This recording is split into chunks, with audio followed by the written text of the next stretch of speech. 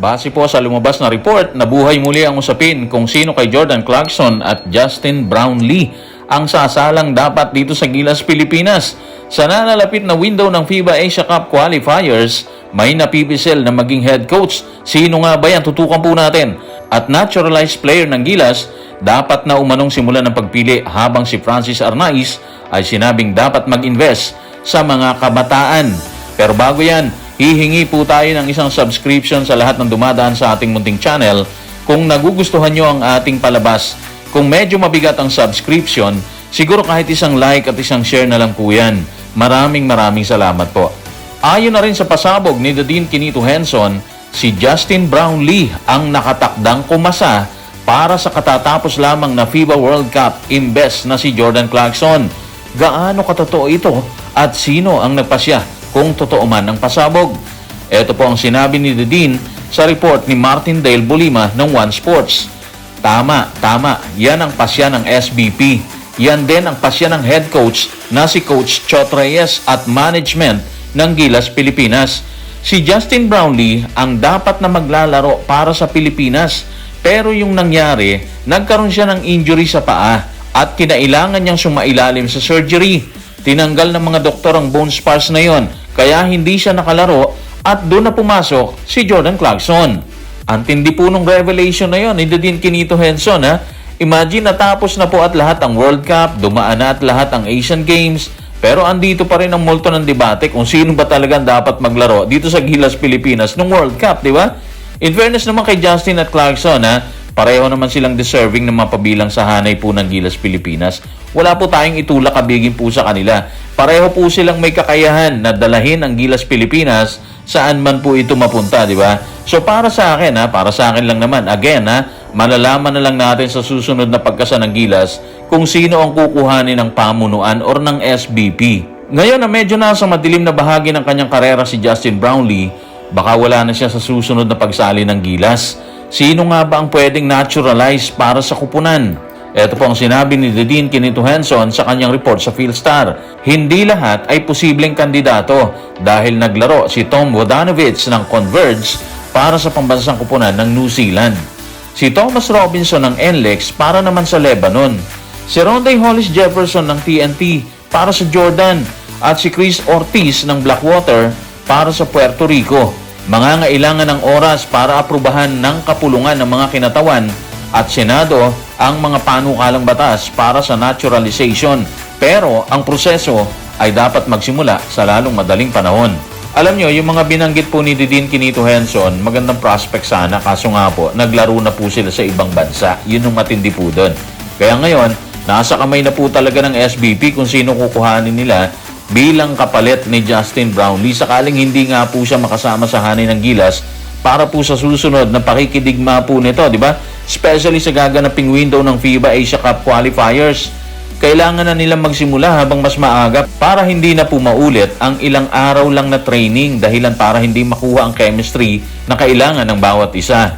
Kailan nga ba gaganapin ang susunod na window ng FIBA Asia Cup Qualifier? Nalalapit na ba talaga? Kaya kailangan ng magdesisyon ng SBP sa naturalization ng player na dapat gagamitin natin. Sino-sino ang posibleng makabakbakan ng Gilas sa kanilang bracket? Ito po ang report ni Dean Quinito Henson sa Philstar. Ang unang laro ng Pilipinas sa FIBA Asia Cup Qualifiers ay laban sa Hong Kong sa February 22 po yan. Ang Pilipinas ay nakabracket kasama ang New Zealand, Chinese Taipei at Hong Kong. 4 months to be exact. Medyo matagal pa po yan at mas maganda yon kasi makakapaganda po Gilas Pilipinas doon. Pero paano nga ba sila maghahanda kung sa kasalukuyan tila wala pang kasiguruhan sa kaso ni Justin or kung masuspindi po talaga siya, di ba? Wala pang papalit na naturalized, di ba? Sa kasalukuyan, yun ang challenge ngayon sa SBP na punong abala sa paghahanda ng Gilas sa bawat sasalihang kompetisyon. Alam naman natin na may plano sila para sa window ng FIBA na gaganapin ngayong Pebrero. Next year po yan. Pero sabi nga po nila, dapat ngayon pa lang nagsisimula na sila, di ba? Kung problema ang naturalized player, problema din po ang magiging head coach. Sino sa palagay ni Dean ang pwede para sa Gilas, Pilipinas? Ito po ang sinabi ni Dean sa kanyang report sa Philstar. Si Coach Tim Cone ang perfect para manatili sa timon ng Gilas. Maaari siyang manatiling coach ng Ginebra at sa pagitan ng mga international na gig. pwedeng magsagawa ng session sa Lunes kasama ang isang piling grupo ng mga manlalaro ng Gilas upang manatiling nasa sa forma. Well, maganda po talaga kung si Coach Timcon na lang po ulit. Gamay na po kasi niya ang mga players. Sakaling kuhanin din nila yung ilang players na kasama dito sa Asian Games kung saan kumuha ng gold medal.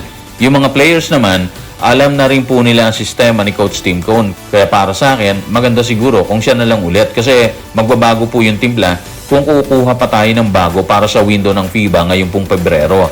Anyway, depende naman yan sa SBP at sa kabuuan ng Gilas kung sino ang mapipisil nila para sa pwesto ng coach. At sakaling hindi mapili si Coach Timcon, palagay naman natin may magandang dahilan po yun. Napag-usapan na rin lang natin ang gold medal na kinuha natin sa Asian Games. Umaasa naman si Francis Arnaiz na itutuloy ng Gilas ang nasimulan. Ano nga ba ang sinabi niya tungkol dito? Tignan po natin ang sinabi niya sa report ni Jerry Ramos sa Spin. Sana lang kung ano ginawa nila, ituloy nila yung programa. Patuloy silang mamuhunan sa mga kabataan.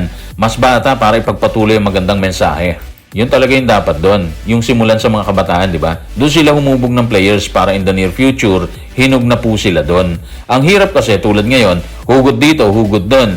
Paano kung hindi pwedeng hugutin yung player, di ba? Paano kung kailangan nila magbayad ng malaki para lang makuha ang serbisyo ni player? Di ba hindi naman nila kinagat yung nagpapabayad ng malaki? So dahil dyan, agree tayo na sa mas bata na siguro tayo dapat mag-invest para mahubog ng maayos at kapag oras ng bakbakan, wala nang hugutan sa iba't ibang kupunan para lang may maisama sa hanay. Ganun lang siguro yun. Ano nga bang masasabi ni Francis Arnaiz na dating player ng Toyota noong dekada 80 at naging bahagi ng national team noong 1974 FIBA World Cup na ginanap sa Puerto Rico sa ginawang pagkuha ng Gilas sa gold medal dito sa Asian Games? Ito po ang sinabi niya sa report ni Sir Jerry Ramos sa Spin. Lubos akong namamangha at nagmamalaki na sa wakas ay nasa tuktok na tayo ng rehiyon ng Asya. Tinalo natin ang China, Jordan, Iran, Qatar, lahat ng mga kupunan na yan. Numero 1 na ulit tayo. Yan ay isang tagumpay. Ipinagmamalaki ko sila simula sa coach hanggang sa mga players. Actually, yung mga nararamdaman ngayon ni Francis Arnaiz, ganun lahat naman yung nararamdaman po natin, di ba? Sa wakas kasi, andito na tayo. Andito na ulit tayo sa tuktok ng Asya sa larangan po yun ng basketball. Kahit napakarami pong pinagdaan ng problema ng kupunan, di ba? Nagawa nilang makuha ang gold sa napakagandang paraan kung saan binakbakan po ng Gilas ang dating kampiyon na China dito po sa semifinal sa mga huling minuto at segundo dahilan para hindi na sila makahabol at maiwang tulala habang nagbubunye ang mga players at sambayan ng Pilipino nung panahon na yon. And then ayun na nga, the rest is history, kinuha natin ang ginto nang makalaban natin ang bansang Jordan. So guys, ano man ang opinion po ninyo, pag-usapan po natin yun sa baba. Maraming salamat.